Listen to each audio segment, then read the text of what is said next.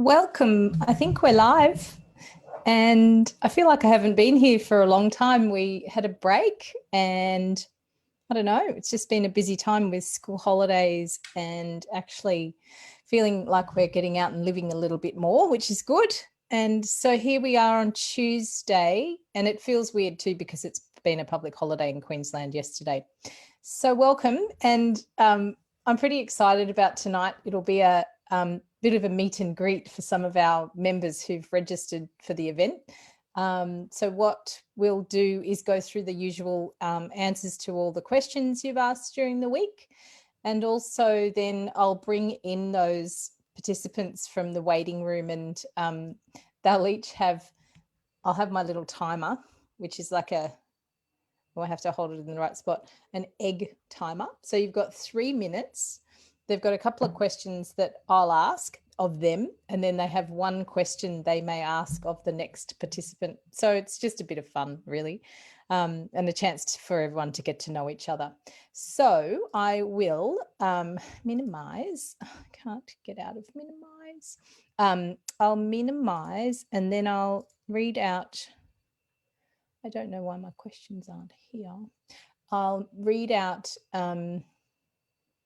the questions and then we'll kick off. So there's been kind of 2 weeks of questions, which is sometimes good. It gives me a bit to work with and some stuff to help you with.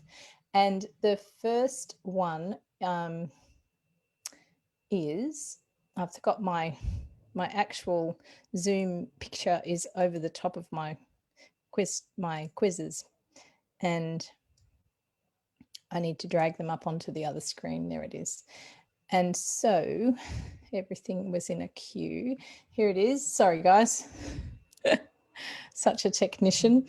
Carmen AW wants to know, this is a good question, and I'm getting a little bit of this lately with people who are looking to do some weight training. How does someone who wants to weight train consistently and heavy, how do they get in enough protein when the amount available to be consumed in one time is so small? I know the pain of that. And really anything larger, any larger serving of protein, you wouldn't be absorbing, if you put in 50 grams of protein, you actually would only absorb 20 to 25 grams of that anyway, and the rest can create a little bit of stress in your body. And some people react with like a gout response, like an inflammatory response, and others are just quite dehydrated, and the kidneys have to work on processing all that extra protein. So it's about finding clever ways of making sure every meal has at least 20 to 25 grams of protein in it, but as well kind of in between meals, and especially before and after your workouts, there's a real, what we call a window. I think it's like a recovery window or a training window or something we call it, of time where you really need to have something before you train, a certain amount of carbohydrates, but also some protein, and then certainly make sure you're taking something on board about within about 45 minutes to an hour. That's the time you should be putting in about 25 grams of protein. And don't forget that carbs help you build muscle. So yes, we need to focus on protein, but carbs have a lot to do with actually helping to build muscle. And they also help with recovery, which is also, of course, very important. So don't neglect the carbs. It's easy to do that.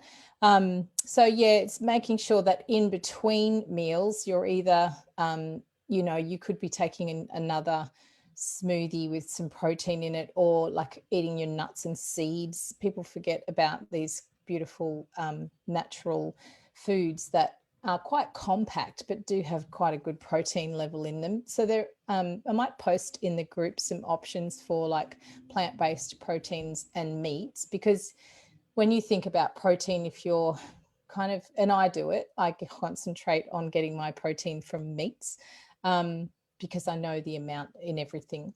So you can kind of think, oh my God, I've got to eat meat how many times a day? And that takes a long time to digest and it can be quite taxing. So looking at other smart ways to get protein in, the collagen powder is very popular for that reason. And it is good.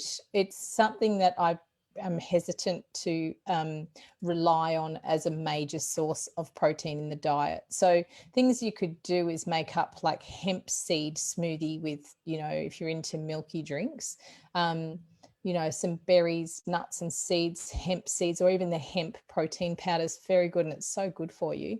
So just looking at other kind of easy to digest forms of protein for those in between times as well.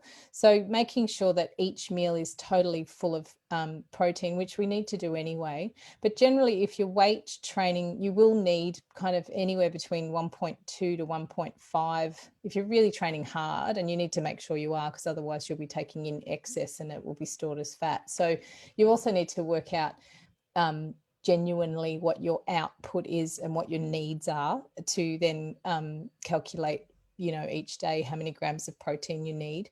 Always calculate protein as either 0.9 grams of protein per kilogram of your ideal weight. So if your current weight isn't your ideal weight and you multiplied your current weight by 0.9 grams, you'd be taking in too much. So if you're looking at working out your protein needs, for some average people, it's about 0.9 grams per kilogram of ideal weight. For someone who's very active, and when I say that, heavy lifting 3 or 4 times a week and maybe some cardio on the other days, you'd look at 1.2 grams of protein per ideal kilogram per day. So I hope that helps. I'm also looking for someone else messaged during the week about training, and I'd like to see if I can get a sports scientist or someone to podcast with me.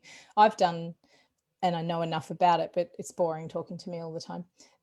So it's in the pipeline. I'm going to do a couple of different podcasts on recovery and training and how to fit in and meet your needs, particularly because you do have a tiny little tummy. So stay tuned on the Australian Weight Loss Surgery podcast. If you haven't seen it, there's a website you can go to for all the podcasts. And we cover a lot of these questions. These questions and the live videos are also transferred onto the Australian Weight Loss Surgery podcast website every week, with also captions. So if you know of anyone who needs captions, or you just want to read it rather than listen to it loud, my dulcet tones. So just a bit of a plug there. Carolyn Saunders is always in our group and always good to hear from her. How does menopause impact on women? And this is a great question too, because a lot of the women who are having surgery are heading towards menopause or have reached menopause. And how does menopause impact women after bariatric surgery? And is there anything we need to watch for? And there definitely is, because the basic understanding of, or the cause of menopause and cessation of menstrual periods is the reduction in the production of estrogen. So once that starts to happen, estrogen is really protective of our bones, and it's a real key factor in keeping our bone minerals where they should be. So you'll often see that women after menopause, they have greater needs for calcium and to protect their bones, basically. So I also have put together some information on menopause and bariatric surgery, because it is something that we do need to be aware of. But generally, so for a regular human who hasn't had bariatric surgery, prior to menopause, your needs for calcium are about 1,000 milligrams per day. And after menopause, they go up by 300 milligrams to 1,300 milligrams. After surgery, that's even higher, because your calcium absorption is so heavily affected by the surgery.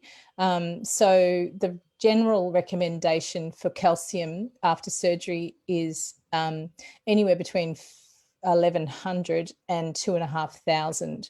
So always bring this up with your practitioner and let them know kind of where you're at, so they can also make sure that you're reaching your needs for calcium.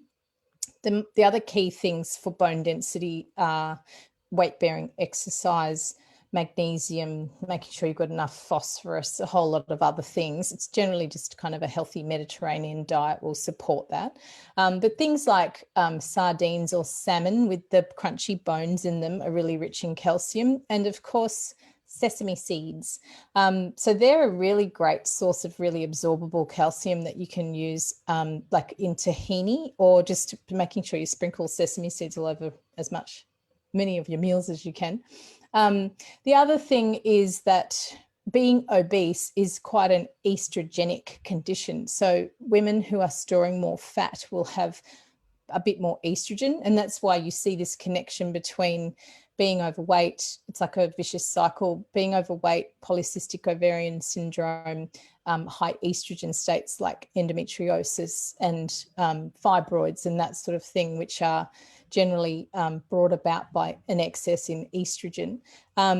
So it's looking at when you're carrying more weight, you actually you've got more estrogen. So as you're losing weight rapidly, you'll be processing all of that estrogen that's stored in the fat cells. So it can send things a bit crazy for a little while. And yeah, some women who've, not had a period since before they, a long time before they had the surgery, will suddenly, have quite heavy periods will start.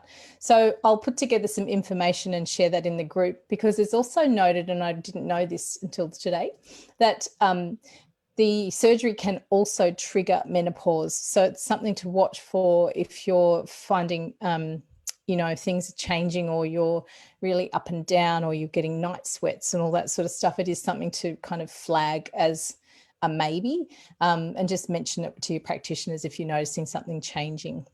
So thank you, Carolyn. You've got me thinking. And so the next question from Stephanie Krupika. She'd like to know how you know when you're actually hungry. And this one's talked about a lot with like head hunger and, cravings and that sort of thing. Generally, and Amber Kay, our who does the Fresh Start program, I did podcasting and lives with her, and I loved, she calls it the broccoli test. So if she's feeling peckish and she's walking around the kitchen looking for food, she'll ask herself, will I eat broccoli right now? It's not her favorite food in the world. So it's a good way of thinking about it is, would I eat an apple right now? Would I eat, a cucumber, whatever floats your boat or doesn't? Would I eat that, or am I just looking for something to put in my mouth? That's a good question. Or am I thirsty, or am I hungry, or am I bored, or am I emotional, or am I distracting myself? Am I procrastinating? It's getting to actually maybe start asking those questions in your mind, and kind of it starts a bit of a conversation, so that you can nut out for yourself what you're feeling. If you're hungry all the time, something's going on. Or if you're not hungry and then you're immediately ravenously hungry, that's usually emotional. So it's looking at hunger, and generally, you eat a meal and a couple of hours later, you're going to be hungry. So you'll start to kind of notice that you had a meal 2 or 3 hours ago and now it's time to eat again. And that's okay. And we talk about actually being okay with that. So it just depends on the level of hunger, really. So it's, working out your patterns and your habits and understanding yourself a little bit more. Thank you. Sandy Wade says, I'm having spasms in my esophagus and walking seems to stress that part of my body and it feels a bit worse. I'm wondering, is it okay to push through these uncomfortable feelings and keep doing the walks? I usually have 2 40-minute walks or an hour walk, which is great.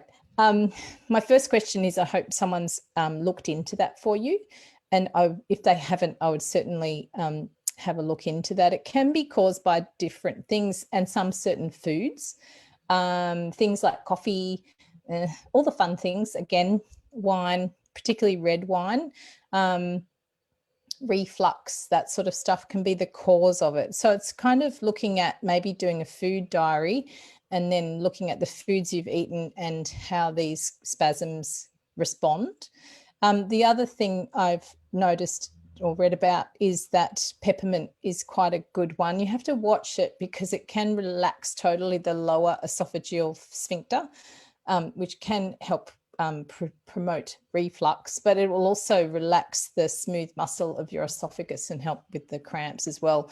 But please don't try anything, you know, until you've actually got someone to have a look at it and make sure it is what it is. It also can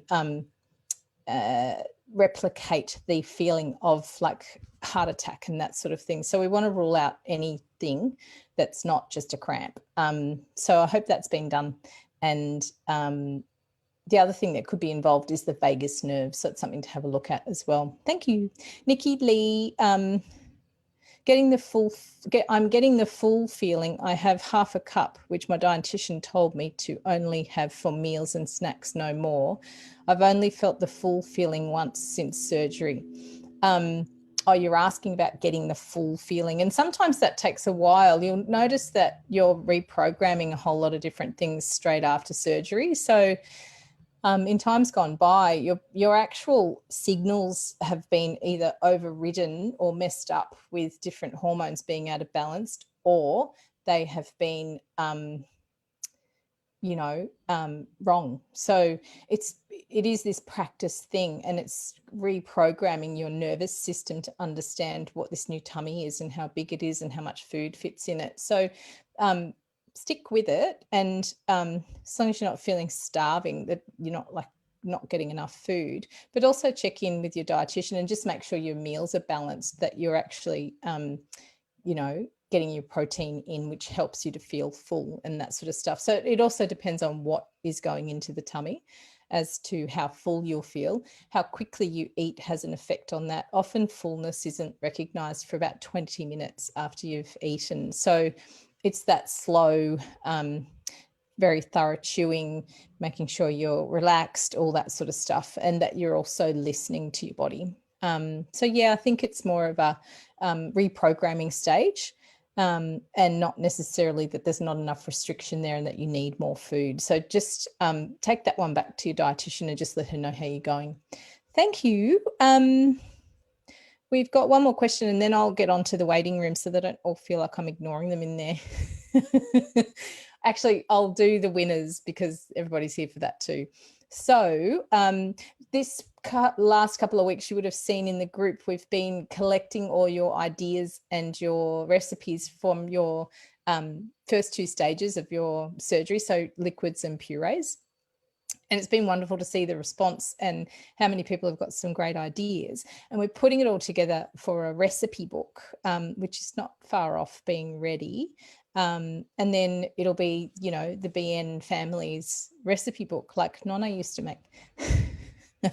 So here's this week's prize. I'll just show you. I need to see what I'm showing you. So in this is hard because my virtual background kicks in. In this little bag is an insulated bag, so it keeps your food, I was going to say dry. It keeps your food cold or warm for a period of time. And in the bag is a glass bento box. So it's completely, it holds 3 different compartments. Can you see that if I hold it back? And in the lid, there's a knife and a fork and spoon. And this is one of the new range from the portion shop. And the winners this week receive one of the bento boxes. So the first person who wins a bento box from the portion shop is Pauline Christoph. And the reason for that is that she's shared so many great recipes, and she's just been really active in the group and really helpful to other people. So it's not going unnoticed. Pauline, if you're listening, could you send us an email to support@bnmulti.com? We'll put that in the little comments underneath so you know where to send it, and we'll send out your prize. The other one is Transformation Tuesday winner is Ebony Malcolm. And oh, that was gold. Did you see the video in the group of Ebony doing her cartwheel? She was pretty impressed. 4 years ago, if someone had have said I'd be doing cartwheels ever again in my life, and yet 70 kilos down, and here I am. That's impressive. I was watching that thinking, oh, it's been a long time since I've done that. So good on you. And you're also a winner of the glass bento box as well. So Ebony Malcolm, if you can send us also an email to support@bnmulti.com, that'd be great. So the next thing I need to do is everyone's gone from my waiting room. Where's my waiting room? Breakout room, share room, participants, 1. Where is everyone? They were here.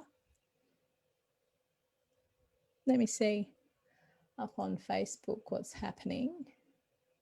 I had 7 people register. I had 10 actually. Bummer.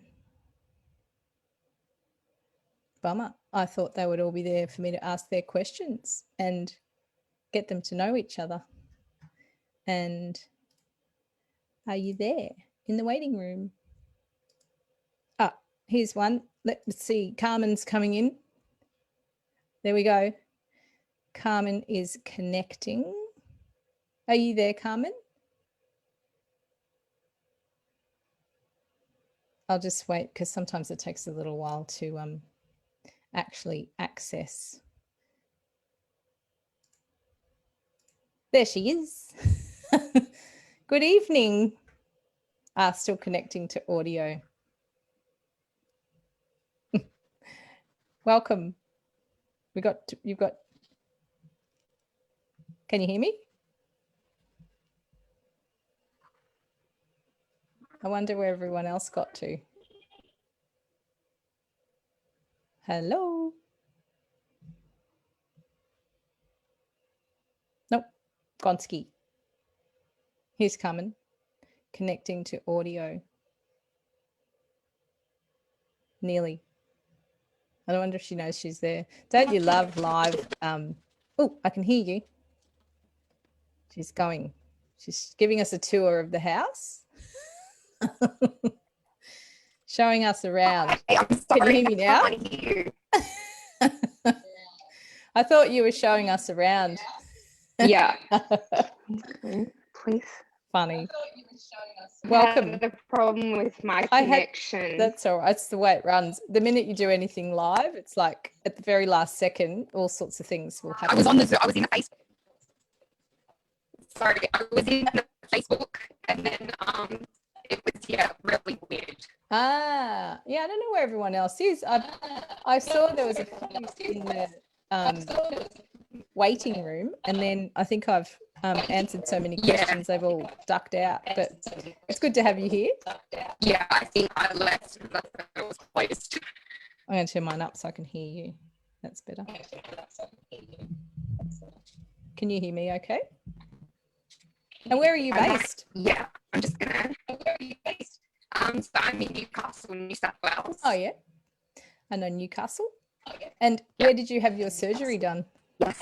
Where did you have your surgery done? Sydney Adventist Hospital with Dr. Florica. Oh yeah, yep. I'm just gonna. Sorry, I've lost you. Can you hear me? Yep. Very good. I've lost your sound. Oh, what a shame. I don't Sorry, everyone. It's terrible. Internet connections in Newcastle. And how long ago did you have your surgery? I've got nothing. Let me see if anyone else is there. Hold on 1 second. Where is everyone? You want to come back to me, maybe? Sorry. How's that? Bugger. I've got you back now. Sorry, I'm so That's sorry. all right. I'm just trying to see if I can. That's all right. find any settings that might help you. Okay. How's that? Good now. Can you hear me? Yeah, that's fine. Yeah. Yes. You're broken up a little bit, but so first question, what's been the most exciting thing about doing the weight loss surgery process?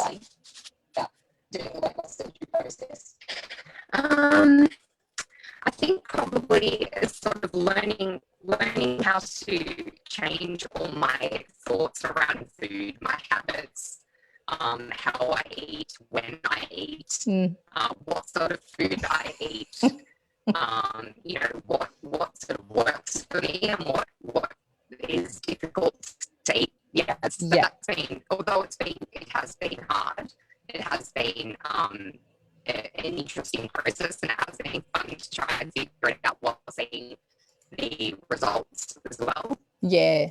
And that's motivating when you can see, you're getting results out of what you're doing, even though it's, some of it's trial and error to begin with. Which is good. That's right. Yeah. Yeah. And what do you wish you knew then that you know now?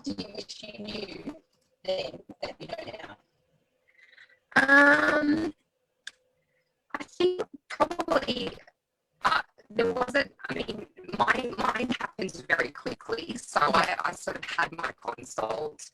I was booked in a couple of weeks later. I'd been thinking about it and planning for, sort of for years, really.